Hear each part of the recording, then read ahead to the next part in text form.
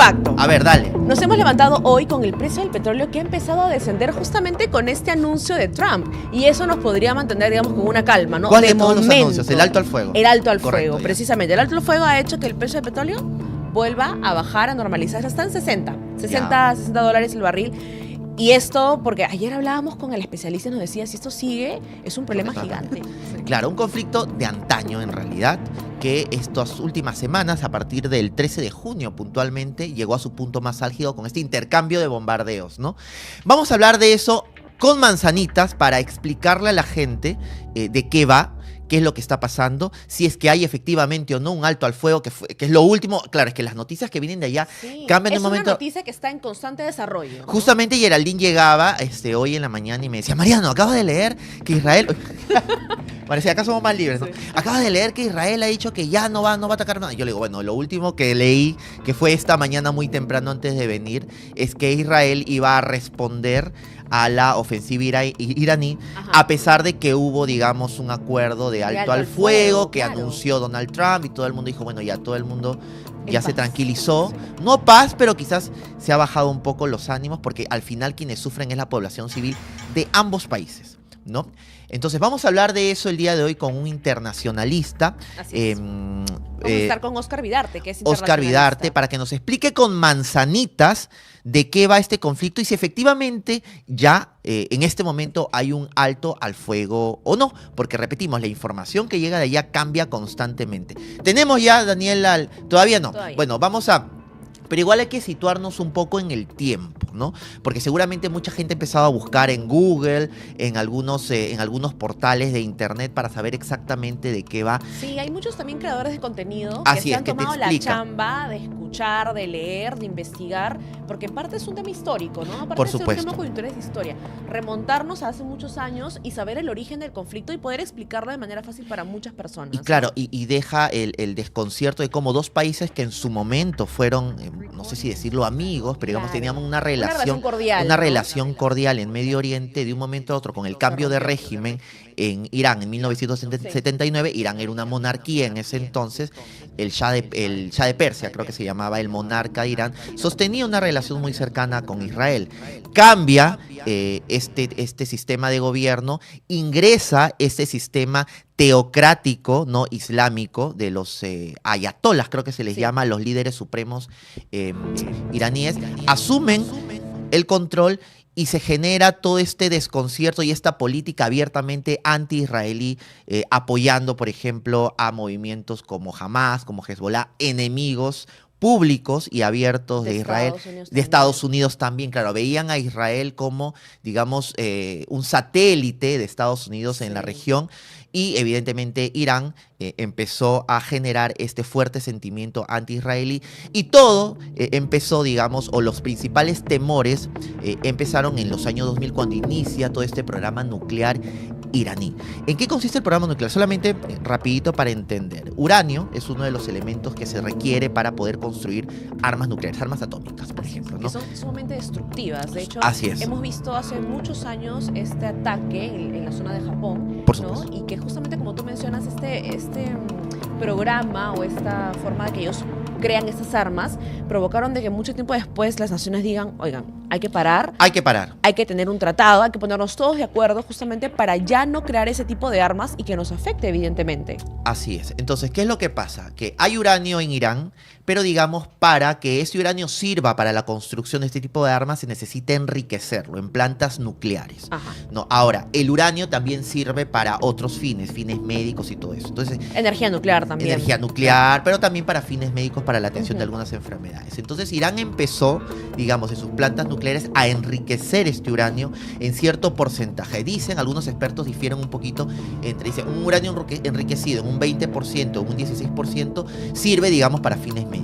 Cuando tú ya pasas ese nivel, digamos, a un 60%, que es lo que se estima que tiene en este momento de uranio enriquecido Irán, ya es para otros fines, ¿no? Claro. Eso encendió las alarmas. Claro, mencionaban de que probablemente esté enriquecido a un 50-60%, ¿no? Y eso lo tomaron como una amenaza. Están diciendo, ¿qué está pasando? ¿Qué está pasando? En Irán? ¿Por ¿Están qué preparando armas tanto nucleares? uranio tan rápido? Así ¿no? es. Entonces esto encendió las alarmas y evidentemente Israel empezó estos ataques a puntos estratégicos de enriquecimiento de uranio en Irán. Claro. ¿No? Entonces ahí es que ha empezado todo este problema y evidentemente los ataques como repercusión que Irán ha lanzado a Israel es a objetivos civiles, ¿no? Bueno, eso es, hay que tratar de entender y tratar de absorber la mayor cantidad posible de información en este asunto, porque hay mucha información diversa. Y hay un punto importante, Mariano, y también a todos quienes nos están viendo. Hay un tratado de no proliferación de armas nucleares, como comentabas, que se firmó en el año 1970.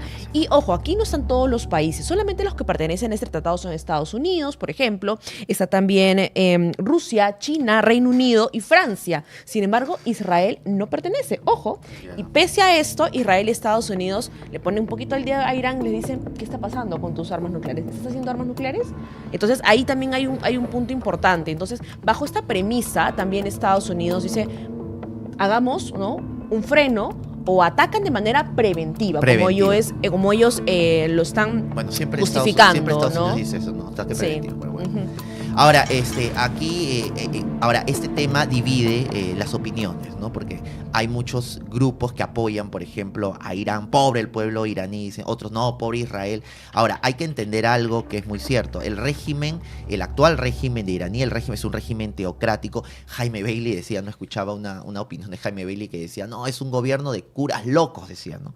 Porque es un gobierno netamente islámico, conformado en su mayoría por sacerdotes, sí, ¿no? Y estaba revisando la estructura de cómo funciona el gobierno iraní. Y claro, tienen un parlamento, tienen un presidente, tienen una ayatollah, que es actualmente Ali Khamenei, que es en realidad el que maneja todo, ¿no? Claro, todo pasa por distintos filtros, pero en realidad la persona que concentra el poder es el líder religioso, ¿no? Entonces es un estado teocrático, ¿no?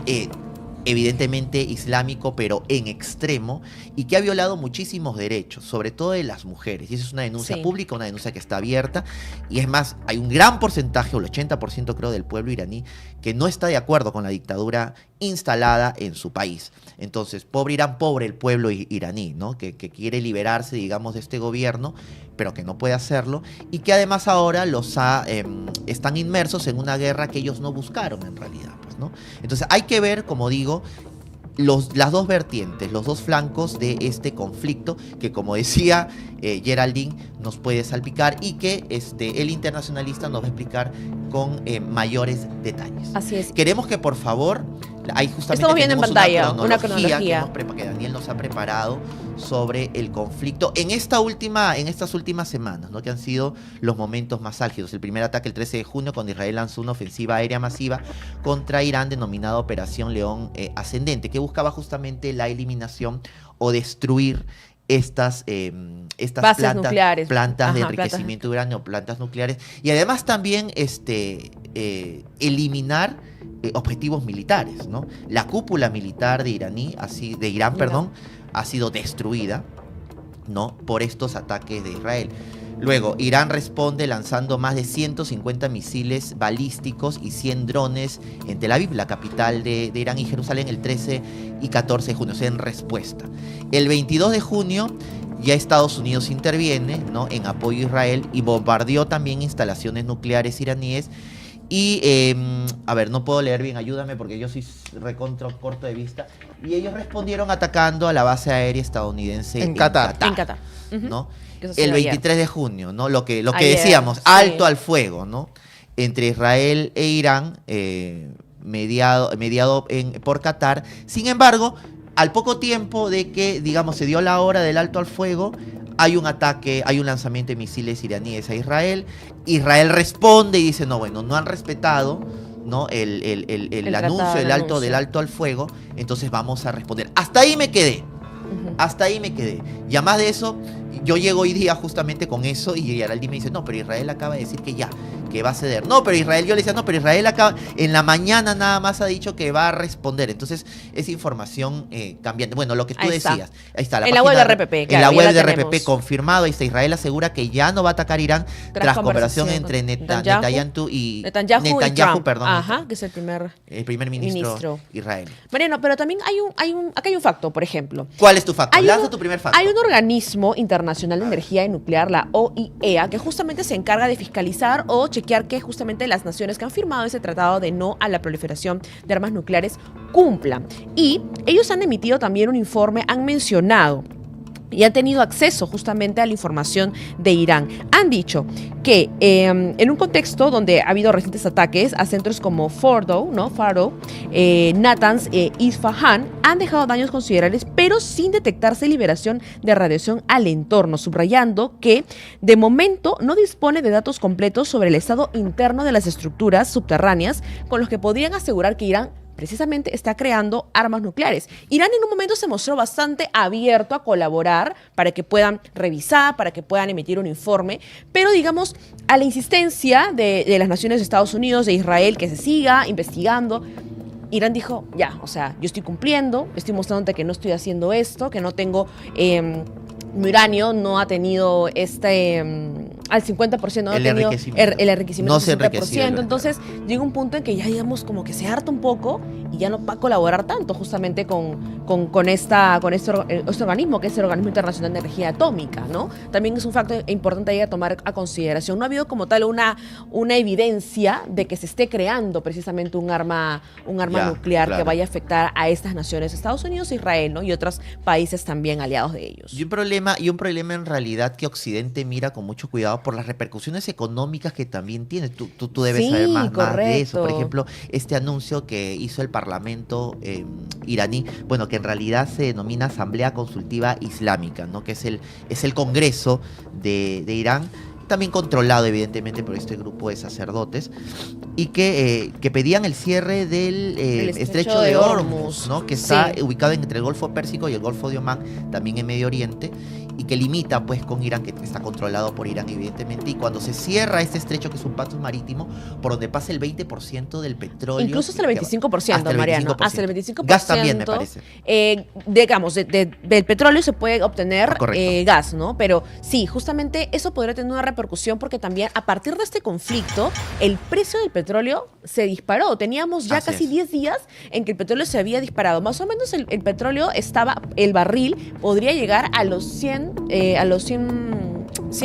el barril de petróleo. Estaba en 60, 70, es mucho. Correcto. Entonces teníamos esta subida, y ayer conversábamos también con especialistas aquí del Perú cómo esto podría impactarnos. O sea, si el estrecho de Hormuz se cierra el suministro global, el Perú necesita el petróleo internacional. Tú dirás, pero acá tenemos también reservas de petróleo en la selva. Sí tenemos, pero el Perú solamente produce 40 barriles diarios. ¿Y cuánto crees que importa?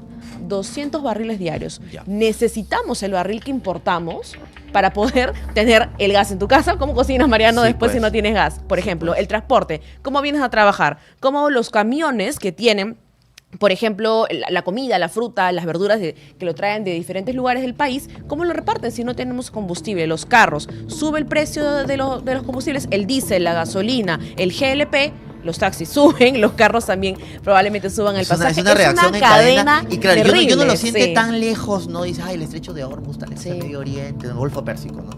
Pero en realidad sí, es una cadena que arrastra, digamos, consecuencias que al final repercuten directamente en tu bolsillo. O sea, en nuestro bolsillo, sí nos afecta, más allá de las cuestiones geopolíticas y de los enfrentamientos ideológicos que puede haber en esta zona. Hay que verlo también desde la perspectiva, aterrizarlo un poco, ¿no? Que es lo que tratamos de hacer aquí, y ver de qué manera este conflicto nos puede o no nos puede Pero afectar. Acá tengo otro facto, Mariano. A ver, dale. Oye, la Liga ha venido hoy día. Está bien, me encanta. Hoy día pero póngale pues su... ¿Qué pasa? Póngale el facto. Ya, dale, espérate que salga. A ver, tengo un facto. A ver, dale. Nos hemos levantado hoy con el precio del petróleo, que ha empezado a descender justamente con este anuncio de Trump. Y eso nos podría mantener, digamos, con una calma, ¿no? ¿Cuál de todos los anuncios? El alto al fuego. El alto al fuego, precisamente. El alto al fuego ha hecho que el precio del petróleo vuelva a bajar, a normalizarse. Está en 60 dólares el barril. Y esto, porque ayer hablábamos con el especialista y nos decía, si esto sigue, es un problema gigante. ¿Cuánto va a subir el balón de gas en mi casa? de 50 soles que cuesta aproximadamente puede subir de a 8 a 10 soles. Que ya es caro. Y ya es caro. Entonces, podríamos meternos en un problema mucho mayor. Pero ahora que el petróleo está empezando a bajar, vamos a ver cómo se sigue desarrollando esto. Y igual, siempre estamos en el lado económico dando la información, ¿no? Claro, por supuesto, sobre todo información verificada y aterrizando Daniel, ¿quieres decir algo? Sí, Mariano, gracias Gerard por decir un facto más, pero hay que decirle a la gente que está conectada que son casi 400 personas, más de 400, 430, pero solo 56 likes. No, dejen su like. Hay que llegar a los 100 y se conecta Oscar Vidarte, que está esperando ya en la Mariano, sala. Tap la pantalla, tap la pantalla. Tap es TikTok. Dejen su like, por favor. Y compartan esto. Y coméntenos también qué opinan sobre los temas que estamos tocando, qué temas quisieran que toquemos también, porque es muy importante entender qué es lo que la gente quiere saber, alguna noticia que hayan visto en redes sociales y que quisiera que le explicáramos. Mire, tenemos aquí a Geraldine, que se conoce el tejimaneje de la economía del país, que miren, nosotros estábamos hablando de un tema tan lejano como el conflicto en Medio Oriente y ya nos habló sobre el precio del gas en tu casa, o sea, eso me gusta, aterrizar también esa información. Tú sabes que yo no tengo amigos en Irán, ¿no? Pero tengo amigos en Israel y ellos me decían que lo que se está viviendo es horrible. Claro. ¿No? Es horrible. Hay una chica incluso que conocí en un viaje hace algún tiempo que vive en un búnker, acaba de dar a luz. Creo que tiene 15 días de nacida su hija y tuvo que dar a luz en un búnker. O sea, así de preocupados están. En RTP también hemos tenido también una declaración de una persona que estaba en Israel al borde de las lágrimas, bastante desgarrador su testimonio, porque es una situación que realmente no sabes si en medio de la noche te van a atacar, si va a caer cerca a tu casa, a tu familia, y sobre todo el tema de viajar, salir del país, está imposible, ¿no? Por eso decíamos, ¿no? Aquí no hay héroes ni villanos. Hay que entender este problema en su verdadera magnitud. Y repito, en Irán hay un gobierno en este momento dictatorial, un gobierno teocrático, un gobierno islámico, extremista, fundamentalista, ¿no? Que ha atropellado los derechos de las mujeres sobre todo, y que la población no los quiere. Pues, ¿no? Estamos hablando más o menos de un 80% de la población, de acuerdo a las últimas encuestas que he podido revisar. Pero bueno, repito, los que más sufren son los civiles. En medio de cualquier conflicto, discrepancia a nivel internacional, diplomático, al final siempre, cuando escalan de esta forma, siempre los perjudicados una escalada somos nosotros, histórica, además, porque personas, claro, no hay una declaración de formal, guerra como tal. Formal, no, pero claro, los ataques, evidentemente, las agresiones directas a las capitales, por ejemplo, de ambos países, ya evidencian que hay un conflicto armado latente, ¿no? Creo que la declaración de guerra ya sería únicamente un protocolo frente a lo que estamos viendo, ¿no? Que repito, y que da muchísima pena que en el pasado ambos países hayan sido amigos, no hayan tenido una relación cordial en la región y que de repente con un cambio de régimen y cambios de políticas internacionales también estén ahora en ese escenario tan belicoso.